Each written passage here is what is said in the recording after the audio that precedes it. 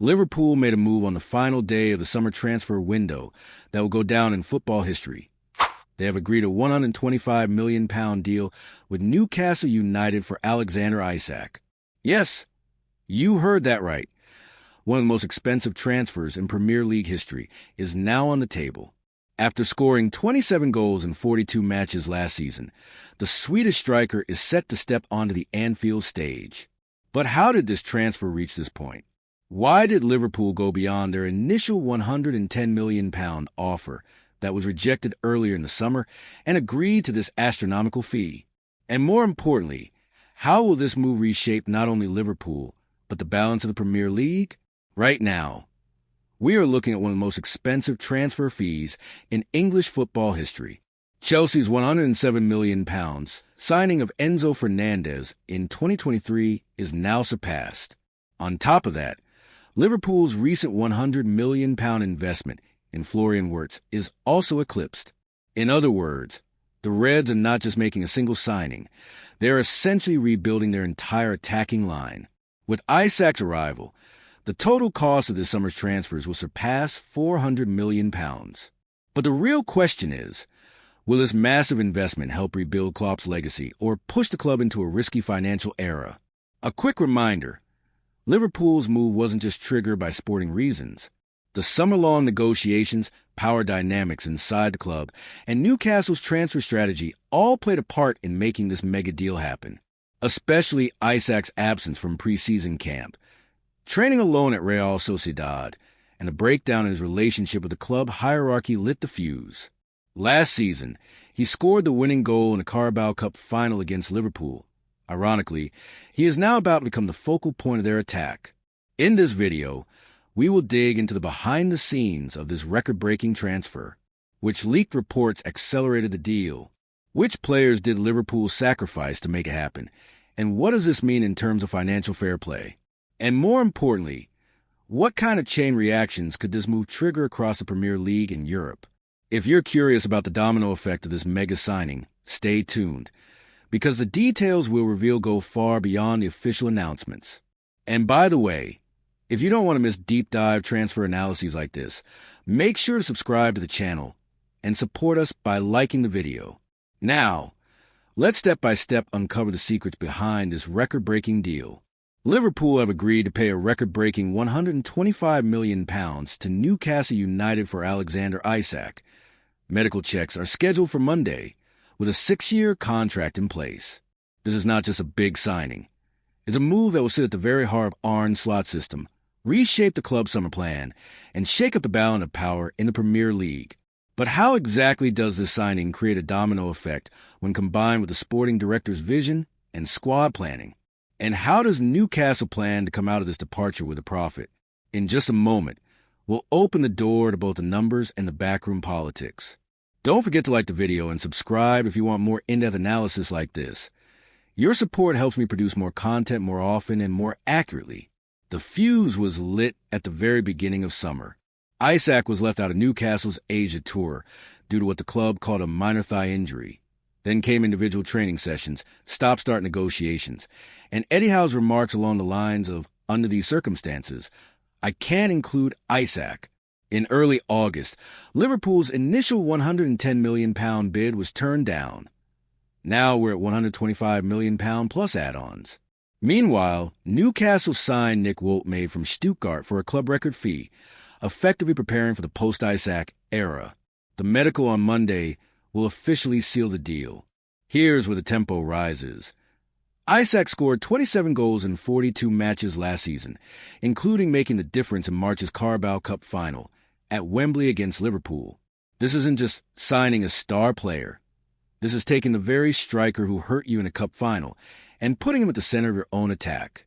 On the night Newcastle lifted the trophy, Isak was front and center. Today, the next chapter of the story begins at Anfield. With Slot's arrival, Liverpool have rewritten their attacking third. Florian Wirtz was brought in for over £100 million, with bonuses setting a club record, as a creative brain to accelerate play through the middle. Alongside him came Jeremie Frimpong, adding pace and vertical runs from the right.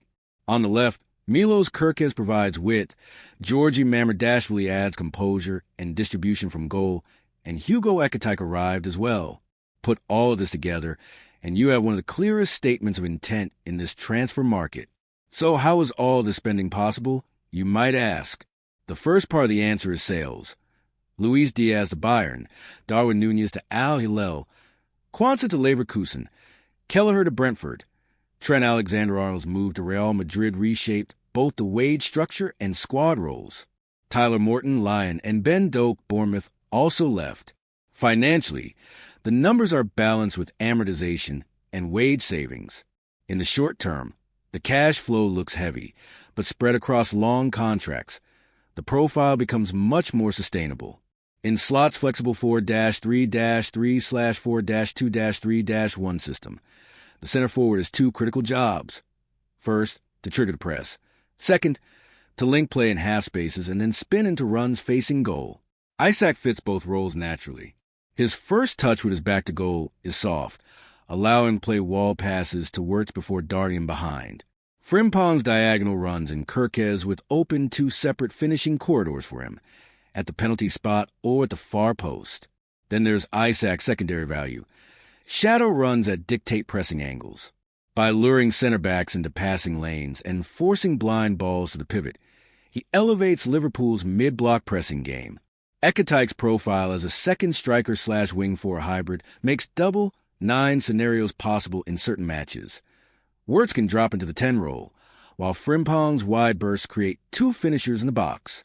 This is the shortest path to high volume plus high quality shooting profiles. Set pieces? Trent's departure left a service gap, but Wirtz's delivery, Soboslai's whip crosses, and Kerkez's inverted deliveries will cover that.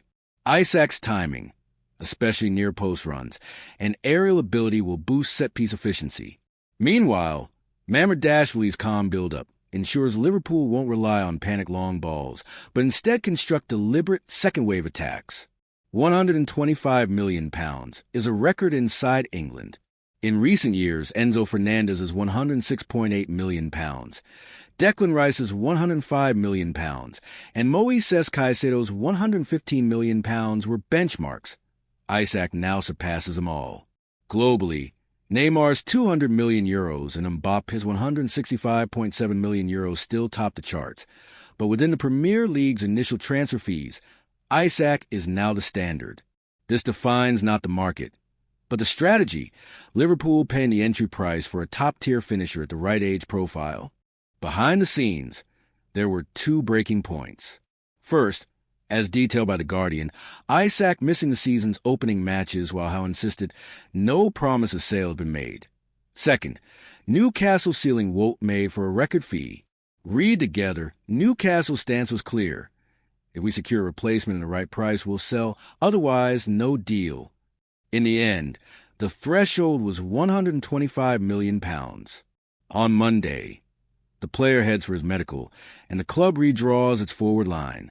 One unexpected detail. Wout's profile as a target/link-up striker may shift Howe's attacking sets.